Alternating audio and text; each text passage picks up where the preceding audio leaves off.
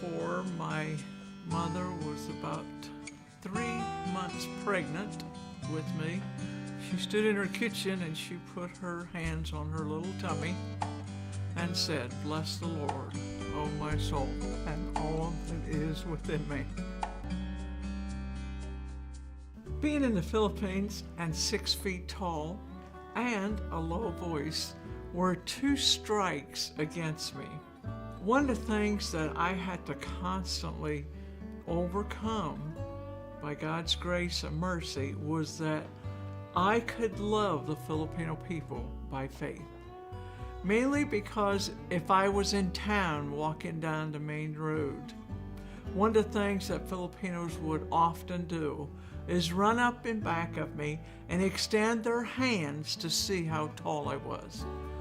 Another thing they used to like to do for me is whenever I would talk in a grocery store, in a marketplace, or even in a taxi, they would often ask me, "Are you a man?" And I may be in a skirt and a dress or whatever. And I'd say, "No, I was just born with a low voice." And a lot of times it sent me home crying most of the time because I felt like I wasn't accepted. And I felt like these people needed to be taught a few things. And so to love by faith was a concept that I constantly apply.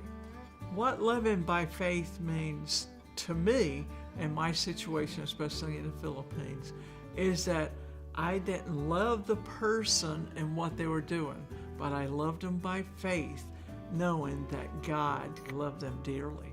Another thing I used to have to do a lot is I read Psalm 139 over and over and over, to the point where I realized that my low voice, my height, that God made me just like I am for a reason. He didn't make any mistakes when you made me.